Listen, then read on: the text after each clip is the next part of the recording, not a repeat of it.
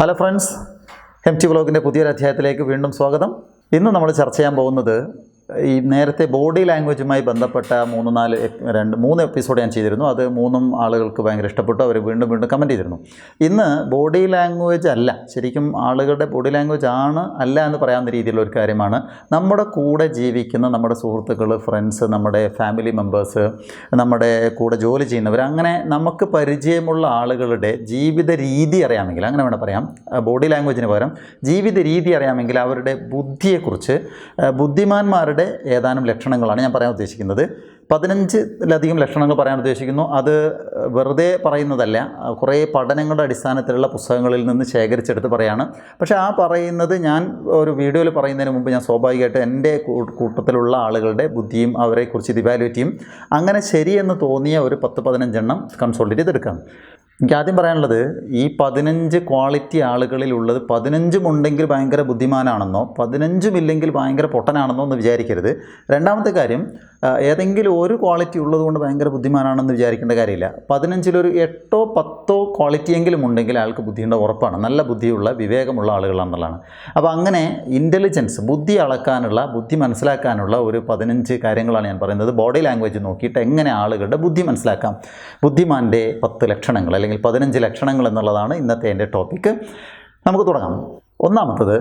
ഒന്നാമത്തെ കാര്യം എന്ന് പറയുന്നത്, അവരുടെ കൂടെ നമ്മൾ നടക്കണം. നമുക്ക് കൃത്യമായിട്ട് മനസ്സിലാവുന്നത് അവരെവിടെ എത്തിയാലും, എന്ത് സാധനം കണ്ടാലും, ഇപ്പോൾ ഒരു സ്ഥലത്തെത്തിക്കഴിഞ്ഞാൽ ഇതേ നമ്മുടെ അന്ന് ടൂറ് പോയ സ്ഥലം പോലെ ഇല്ലേ, ഏതെങ്കിലും ഒരു വാഹനം കണ്ടാൽ ഇത് മറ്റേ വാഹനത്തിൻ്റെ മോഡൽ പോലെ ഇല്ലേ, പേന കണ്ടാൽ, പെൻസിൽ കണ്ടാൽ, ഒരു വ്യക്തിയെ കണ്ടാൽ ഇയാളെ പോലെ തന്നെ ഒരാൾ ഞാൻ കണ്ടിട്ടുണ്ടല്ലോ എന്ന് പറയുന്ന, എന്ത് കിട്ടിയാലും they will connect with something else. ഒരു സാധനം മനസ്സിലായാൽ അതുമായി വേറെ എന്തിനെങ്കിലും ഒന്നിനെ കണക്ട് ചെയ്യും. എന്ത് കിട്ടിയാലും അങ്ങനെ കണക്ട് ചെയ്തുകൊണ്ട് സംസാരിക്കുന്നുണ്ടെങ്കിൽ, ഒരു വ്യക്തിയെ കണ്ടു കഴിഞ്ഞാൽ ഇയാൾ മറ്റേ ആളെ പോലെ ഇല്ലേ, അന്ന് ഞാൻ അവിടെ കണ്ട ആളെ പോലെ ഇല്ലേ, ഇയാളുടെ സംസാരം അങ്ങനെയല്ലേ, അങ്ങനെ എന്ത് കിട്ടിയാലും വേറൊന്നുമായിട്ട് കണക്റ്റ് ചെയ്യുന്ന സ്വഭാവമുണ്ടെങ്കിൽ അയാൾക്ക് ബുദ്ധിയുണ്ട്, അയാൾ ബുദ്ധിമാനാണെന്നാണ് നമ്മൾ മനസ്സിലാക്കേണ്ടത്. രണ്ടാമത്തത് വിചിത്രമാണ്. ശരിക്കും അനലൈസ് ചെയ്ത് എനിക്ക് മനസ്സിലായ കാര്യമാണ്.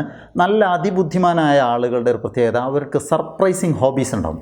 വിചിത്രമായ കുറേ ഹോബികൾ എന്ന് പറഞ്ഞാൽ, നമുക്ക് പലർക്കും പല ഹോബികളുണ്ട്. വായന ഹോബിയാണ്, TV കാണുന്നത്, മൊബൈൽ ഹോബിയാണ്, ഇതൊക്കെ പൊതുവേ സാധാരണക്കാർക്കുള്ളതാണ്. പക്ഷേ അതിബുദ്ധിമാനായ ഒരാളുടെ ഹോബി എന്ന് പറഞ്ഞു കഴിഞ്ഞാൽ അത് വിചിത്രമായിരിക്കും. നല്ല എക്സാമ്പിൾസ് എന്ന് പറഞ്ഞു കഴിഞ്ഞാൽ, സാധാരണ ഇതിൽ ഇപ്പോൾ നാണയ ശേഖരം ഒരു ഹോബിയാണ്, സ്റ്റാമ്പ് ശേഖരണം ഹോബിയാണ്. പണ്ടൊക്കെ നമ്മളോടൊക്കെ ചോദിക്കുമ്പോൾ എന്താ ഹോബി എന്ന് വെച്ചാൽ അങ്ങനെ എഴുതായിരുന്നു. ഈ ശേഖരത്തിൽ അതിൽ നിന്ന് മാറിയിട്ട് ബസ്സിന് യാത്രയാണെങ്കിൽ എല്ലാ ബസ് ടിക്കറ്റും കളയാതെ സൂക്ഷിച്ചു വെക്കുക, എല്ലാ ബില്ലുകളും സൂക്ഷിച്ചു വെക്കുക, ഉപയോഗിച്ച് കഴിഞ്ഞ ബ്രഷ് ചെയ്യുന്ന ബ്രഷുകളൊക്കെ പുതിയത് വാങ്ങിക്കുമ്പോൾ പഴയത് കളയാതെ സൂക്ഷിക്കുക, പേന എത്ര വാങ്ങിയാലും റീഫില്ല് കളയാതെ, മീൻസ് ആ പേന കളയാതെ പുതിയത് വാങ്ങിക്കുമ്പോൾ ഇത് സൂക്ഷിച്ചു വെക്കുക. പഴയ ഡ്രസ്സുകൾ ആർക്കും, പാവങ്ങൾക്ക് സഹായിക്കില്ല, കത്തിച്ച് കളയില്ല, ഒന്നും ചെയ്യില്ല, അതിങ്ങനെ സൂക്ഷിച്ച് അലമാരയിൽ സൂക്ഷിച്ചു വെക്കുക. അങ്ങനെ ഏതെങ്കിലും ഒരു സർപ്രൈസിങ് ഹോബീസ്, പ്രത്യേകിച്ച് സൂക്ഷിക്കുന്നതായിട്ട് ബന്ധപ്പെട്ടിട്ടാണ്. വിചിത്രമായ സാധനങ്ങൾ, ബ്ലേഡ്, പെൻസിൽ, നൂല്, എന്താണോ കിട്ടുന്നത് അത്തരം സാധനങ്ങൾ സൂക്ഷിച്ചു വെക്കുക, ഒന്നും കളയില്ല, ഉപയോഗം കഴിഞ്ഞാലും അത് സൂക്ഷിച്ചു വെക്കുന്ന വിചിത്രമായ ഹോബീസ്. അതല്ല എങ്കിൽ മറ്റാർക്കും പരിചയമില്ലാത്ത കുടിച്ച വാട്ടർ ബോട്ടിലുകൾ, അല്ലെങ്കിൽ മദ്യപിക്കുന്ന ആളാണെങ്കിൽ മദ്യത്തിൻ്റെ ബോട്ടിലുകൾ, ഇങ്ങനെയുള്ള സാധനങ്ങളൊക്കെ സൂക്ഷിച്ചു വെക്കുന്ന ഒരു രീതിയാണെങ്കിൽ അത് ബുദ്ധിയുള്ളവൻ്റെ അല്ലെങ്കിൽ ബുദ്ധിമാൻ്റെ ലക്ഷണമായിട്ടാണ് ഗണിക്കപ്പെടുന്നത്. ഇതൊക്കെ പഠനത്തിൻ്റെ അടിസ്ഥാനത്തിലാണ് പറയുന്നത്. അതുപോലെ മറ്റൊന്നാണ്, മൃഗങ്ങളെ കമ്പയർ ചെയ്തിട്ട് നമുക്ക് പറയാവുന്ന ഒരു കാര്യം എന്ന് പറയുന്നത്, പൂച്ചേനെയാണോ പട്ടീനെയാണോ കൂടുതൽ ഇഷ്ടം നിങ്ങൾ നോക്കിയാൽ, പൂച്ചകളെ ഇഷ്ടപ്പെടുന്ന ആളുകൾക്ക് ബുദ്ധി കൂടുതലായിരിക്കും എന്നുള്ളതാണ്. അത് കൂടുതൽ പഠനം ശരിക്കും അമേരിക്കയിൽ നടന്ന ഒരു പഠനത്തിൻ്റെ അടിസ്ഥാനത്തിൽ ശരിക്കും അത് പറയുന്നുണ്ട്. പൂച്ചേനെയും പട്ടീനെയും വെച്ച് നോക്കുമ്പോൾ പൂച്ചേനോട് കൂടുതൽ ഇഷ്ടമുണ്ടാവുകയും പൂച്ചയുടെ ക്യാരക്ടർ ഉണ്ടാവുകയും, എന്നിട്ട് അതിൽ 2-3 കാര്യങ്ങൾ പറയുന്നു. ഒന്ന്, ഇൻട്രോവേർട്ട് ആകുക എന്നുള്ളത്. അതൊക്കെ വളരെ കൃത്യമാണ്. നമ്മൾ സാധാരണ രീതിയിൽ ഒരാളെ മോശമായിട്ട് കാണാൻ, അവനൊരു അന്തർമുഖനാണ്, ഇൻട്രോവേർട്ടാണ്, ആരോടും സംസാരിക്കില്ല, സംസാരം കുറവാണെന്നൊക്കെ പറയാറില്ലേ. സത്യത്തിൽ ബുദ്ധി കൂടുതലുള്ള ആളുകൾ ഓട്ടോമാറ്റിക്കലി ഇൻട്രോവേർട്ടായിരിക്കും. ലോകം കണ്ട വളരെ പ്രധാനപ്പെട്ട പല സയൻറ്റിസ്റ്റുകളും ഇൻട്രോവേർട്ടാണ്. അപ്പോൾ ഇൻട്രോവേർട്ടായിരിക്കും, സംസാരപ്രിയരായിരിക്കില്ല, ഫ്രണ്ട്സിനെ ഉണ്ടാക്കുന്ന കാര്യത്തിൽ വളരെ വിമുഖതയായിരിക്കും, അധികം ഫ്രണ്ട്സ് ഉണ്ടാവില്ല. അങ്ങനെയുള്ളവരൊക്കെ ബുദ്ധിമാനായിരിക്കാൻ സാധ്യതയുണ്ടെന്നുള്ളതാണ്. അതുപോലെ തന്നെയാണ് പൂച്ചകളോടാണ് അവർക്ക് കൂടുതൽ താല്പര്യം ഉണ്ടാവുക. അപ്പോൾ ഒരു വീട്ടിൽ പൂച്ചനെ കൂടുതൽ വളർത്തുന്നു, അല്ലെങ്കിൽ ആ പൂച്ചനെ ഇപ്പോൾ കൂടെ കൊണ്ടുനടക്കുക, പൂച്ചനെ തൊടുക, പൂച്ചയ്ക്ക് ഭക്ഷണം കൊടുക്കുക, അങ്ങനെ പൂച്ചയുമായിട്ട് വല്ലാതെ ഇടപഴകുന്നുണ്ടെങ്കിൽ അവർക്ക് ബുദ്ധി കൂടുതലായിരിക്കും എന്നാണ് കണക്കാക്കുന്നത്. അത് വളരെ പ്രധാനപ്പെട്ട മറ്റൊന്നാണ്, സാഹചര്യങ്ങളോ പെട്ടെന്ന് പൊരുത്തപ്പെടുക, അഡാപ്റ്റേഷൻസ്, അനുകൂലനങ്ങൾ എന്ന് പറഞ്ഞാൽ ഒരു പ്രത്യേക സാഹചര്യം, ഇപ്പോൾ ഗൾഫിലൊക്കെ പോകുന്ന ആളുകളാണ്. ഗൾഫിൽ പോകുന്നതിന് മുമ്പ് ഇവിടെ സുഖലോകമായിട്ട് ജീവിച്ച ആളുകളായിരിക്കാം. പക്ഷേ ഗൾഫിലെത്തുകയും അവിടെ എത്തിയ ഉടനെ അവിടുത്തെ സാഹചര്യങ്ങളോട് പെട്ടെന്ന് പൊരുത്തപ്പെടുന്നുണ്ടെങ്കിൽ ആൾക്ക് ബുദ്ധി കൂടുതൽ എന്നുള്ളതാണ്. അങ്ങനെ പൊരുത്തപ്പെടുന്നില്ലെങ്കിൽ ബുദ്ധി കുറവെന്നുള്ളതാണ്. ഞാനതിന് വേറൊരു എക്സാമ്പിൾ ഞാൻ കണ്ടതെന്ന് വെച്ച് കഴിഞ്ഞാൽ 10ാം ക്ലാസ് വരെ പഠിച്ചു, +2 വരെ വീട്ടിൽ നിന്ന് പോയിട്ട് ഡേ സ്കോളറായിട്ട് പഠിക്കുകയും +2 കഴിഞ്ഞിട്ട് സയൻസ് കഴിഞ്ഞിട്ട് ഈ പാലയിൽ കോച്ചിങ് സെൻറ്ററിൽ അല്ലെങ്കിൽ PC തോമസിനടുത്ത് അല്ലെങ്കിൽ മറ്റേതെങ്കിലും കോച്ചിങ് സെൻറ്ററിൽ പോകുന്ന കുട്ടികൾ നല്ല ബുദ്ധിയുള്ള കുട്ടികളാണെങ്കിൽ അവിടെ പോയി പെട്ടെന്ന് അഡാപ്റ്റ് ചെയ്യും. അവിടുത്തെ ഫുഡ് പ്രശ്നമല്ല, താമസം പ്രശ്നമല്ല, ഫ്രണ്ട്സ് പ്രശ്നമല്ല, ഒന്നുമല്ല, അവർ പെട്ടെന്ന് അഡാപ്റ്റ് ചെയ്യും. അത്രയൊന്നും കഴിവില്ലാത്ത കുട്ടികളാണെങ്കിൽ അവിടെ പല കാരണങ്ങൾ പറഞ്ഞ് ഭക്ഷണം ശരിയല്ല, അവിടെ താമസം ശരിയല്ല, ഫ്രണ്ട്സ് ശരിയല്ല, ക്ലാസ് ശരിയല്ല എന്നൊക്കെ പറഞ്ഞ് അവിടെ ചാടിപ്പോരും. അവർ റിസൾട്ട് ഉണ്ടാവുന്ന നല്ല റാങ്കിൽ വരുന്ന ആളുകൾ ആ സാഹചര്യങ്ങളുമായിട്ട്, ആ ക്ലാസ്സുകളുമായിട്ട്, എല്ലാ സാഹചര്യങ്ങളുമായിട്ട് പെട്ടെന്ന് അഡാപ്റ്റ് ചെയ്യും. അങ്ങനെ പൊരുത്തപ്പെടുന്നുണ്ടെങ്കിൽ അതിനർത്ഥം ബുദ്ധിയുണ്ടെന്നുള്ളതാണ്. അതുപോലെ പിന്നെ അവരുടെ ഉറക്കം നോക്കിക്കഴിഞ്ഞാൽ ഞാൻ മുമ്പൊരു വീഡിയോയിൽ പറഞ്ഞതുപോലെ പലരും പല രീതിയിലാണ്. രാത്രി വൈകോളം ഇരിക്കാൻ പറ്റും, എത്ര സമയം, 11, 12, 1 മണി വരെ ഇരിക്കാൻ പറ്റും. രാവിലെ എഴുന്നേൽക്കാൻ പറ്റുകയില്ല. അവർ 6 മണിക്ക് എഴുന്നേൽക്കില്ല, 7 മണിക്ക് എഴുന്നേൽക്കില്ല. ഒരു നിർവാഹമില്ല എങ്കിൽ മാത്രം 6 മണിക്കൊക്കെ എഴുന്നേൽക്കും. എന്തെങ്കിലും ഒരു സാധ്യത ഉണ്ടെങ്കിൽ അവർ 8 മണി വരെ കിടന്നുറങ്ങും. നൈറ്റ് ഓൾ, വളരെ വൈകി മാത്രം ഉറങ്ങുന്ന ശീലമുള്ള ആളുകൾ ബുദ്ധിമാന്മാരുടെ ലക്ഷണമാണ് കാണിക്കുന്നത് എന്നാണ് നമ്മൾ മനസ്സിലാക്കേണ്ടത്. അതുപോലെ അടുത്ത നമ്പർ പറയാവുന്ന ഒരു ലക്ഷണം എന്ന് പറയുന്നത് അവർക്ക് ഒട്ടും അടുക്കും ചിട്ടയുണ്ടാവില്ല. ഭയങ്കര പെർഫെക്റ്റ് ആയിരിക്കില്ല. അവരെ റൂമിൽ കയറി കഴിഞ്ഞാൽ പുസ്തകങ്ങൾ വേറെ, ബുക്ക് വേറെ, അലമാരയിൽ ഡ്രസ്സ് വേറെ, എല്ലാം വൃത്തിയായിട്ട് വെച്ചിട്ടുണ്ടാവില്ല. മെസ്സി ആയിരിക്കും. മൊത്തം അടുക്കും ചിട്ടയില്ലാതെ അലങ്കോലമായിട്ടിരിക്കും. അതിന് മറ്റ് കാരണമൊന്നുമല്ല, അവരുടെ ചിന്തയിൽ പോകുന്നത് മുഴുവനും ഇതൊക്കെ നിസ്സാരമായ കാര്യങ്ങളാണ്. കുറച്ചുകൂടെ സീരിയസ് ആയ വേറെ കുറേ കാര്യങ്ങൾ നമുക്ക് ചെയ്യാനുണ്ട്, അല്ലെങ്കിൽ അവർ ആ ചിന്തയിലായിരിക്കും എന്നുള്ളതാണ്. അതിനർത്ഥം ചിന്തകന്മാരെപ്പോഴും മെസ്സി ആയിരിക്കും. നമ്മൾ സാധാരണ പറയുന്നത് ബുദ്ധിജീവി ലുക്ക് എന്നൊക്കെ പറയാറില്ലേ, സത്യമാണ്.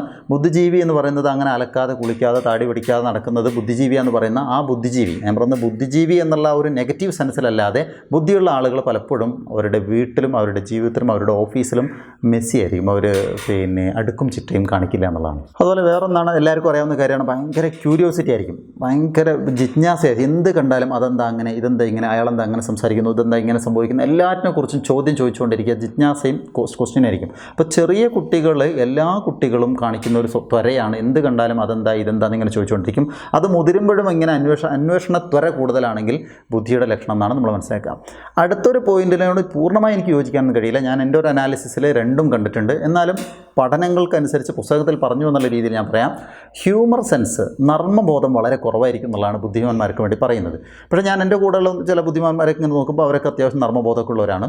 നർമ്മബോധം കുറവായിരിക്കും എന്നതാണ് പൊതുവേ കണക്കാക്കുന്നത്. അതുപോലെ അവരുടെ സംസാര രീതിയും ജീവിത രീതി എടുത്തു കഴിഞ്ഞാൽ ലൗഡർ ആയിരിക്കില്ല. ഭയങ്കര ബഹളം വെക്കുന്ന, ഉറക്കെ സംസാരിക്കുന്ന, കല്യാണ വീട്ടിൽ പോയാൽ ബഹളം ഉണ്ടാക്കുന്ന, ഒരു മീറ്റിങ്ങിൽ ബഹളം ഉണ്ടാക്കുന്ന ആ ടൈപ്പ് ആയിരിക്കില്ല. എപ്പോഴും ലോ വോയിസിൻ്റെ ആൾക്കാരായിരിക്കും ബുദ്ധിമാന്മാരെന്നുള്ളതാണ്. അതുപോലെ അടുത്തത് പറയാവുന്നത്, അവരുടെ ജീവിതത്തിൽ എപ്പോഴും അവർ പ്ലാൻ ചെയ്തുകൊണ്ടിരിക്കും. നേരം വെളുത്തിട്ട് ഒരു വഴിക്ക് പോവുകയാണെങ്കിൽ ഇന്ന് ഞാൻ ഇന്ന ടൗണിലേക്ക് പോകുന്നു, അപ്പോഴെനിക്ക് ഈ സാധനം വാങ്ങിക്കണം, മറ്റേത് അത് ചെയ്യണം, ഇത് ചെയ്യണം, അത് നന്നാക്കാൻ കൊടുക്കണം, അങ്ങനെ കുറേ പ്ലാനിങ്, മൾട്ടി പർപ്പസിലാണ് അവരുടെ ജീവിതം മുന്നോട്ട് പോയിക്കൊണ്ടിരിക്കുക. എവിടെ പോവുകയാണെങ്കിലും ഒന്നിലധികം ഉദ്ദേശങ്ങളെക്കുറിച്ച് പോകും. ഇനി ഒറ്റ ജോലിയാണ് ചെയ്യുന്നതെങ്കിലും ഒരു കുറിപ്പ് തയ്യാറാക്കിയിട്ട് ഞാൻ ഇന്ന് ചെയ്യേണ്ട കാര്യങ്ങൾ എന്നുള്ള ഒരു നോട്ട് മൊബൈലിലോ പോക്കറ്റിലോ ഉണ്ടാക്കുന്ന ഒരു പ്ലാൻഡ് ലൈഫായിരിക്കും എപ്പോഴും ബുദ്ധിമാന്മാർക്ക് ഉണ്ടാവുക. പക്ഷേ അങ്ങനെ പ്ലാൻഡ് ലൈഫ് പറയുമ്പോഴും ജീവിതം മെസ്സി ആയിരിക്കും. അലക്കിയിട്ടുണ്ടാവണമെന്നില്ല, കുളിച്ചിട്ടുണ്ടാവണമെന്നില്ല, വൃത്തി ഉണ്ടാവണമെന്നില്ല, അതൊന്നും ഉണ്ടാവണമെന്നില്ല.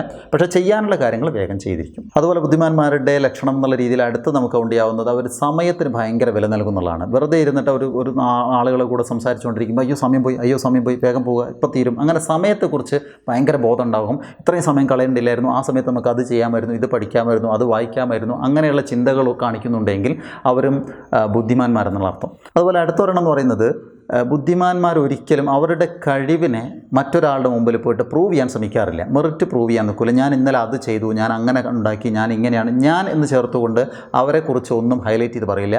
മറ്റുള്ളവരത് കണ്ടെത്തി പറയുക എന്നത് മാത്രമേ ഉള്ളൂ. അത്ര ബുദ്ധിയില്ലാത്ത ഒരാളാണ് ഒരു സാധനം കണ്ടുപിടിച്ചത് അല്ലെങ്കിൽ ഒരു പുതിയ സംഗതി ചെയ്തതെങ്കിൽ ഉടനെ ഞാനത് ചെയ്തു, ഞാനിത് ചെയ്തു, ഞാൻ ആ സേവനം ചെയ്തു എന്നൊക്കെ പറയും. പക്ഷേ ബുദ്ധിയുള്ള ആളുകളാണെങ്കിൽ, ബുദ്ധി കൂടുതൽ ഉള്ള ആളുകളാണെങ്കിൽ അങ്ങനെ സേവനം ചെയ്താണെങ്കിലും വർക്ക് ചെയ്താണെങ്കിലും ഞാനത് ചെയ്തു എന്ന് പ്രൂവ് ചെയ്യാൻ വേണ്ടി ശ്രമിക്കാറില്ല എന്നുള്ളതാണ് സത്യം. അതുപോലെ ബുദ്ധിമാന്മാരുടെ ലക്ഷണമായിട്ട് മറ്റൊന്ന് പറയുന്നത്, ഇപ്പോൾ അധ്യാപകരായ ഞങ്ങൾക്കറിയാവുന്നൊരു കാര്യമുണ്ട്.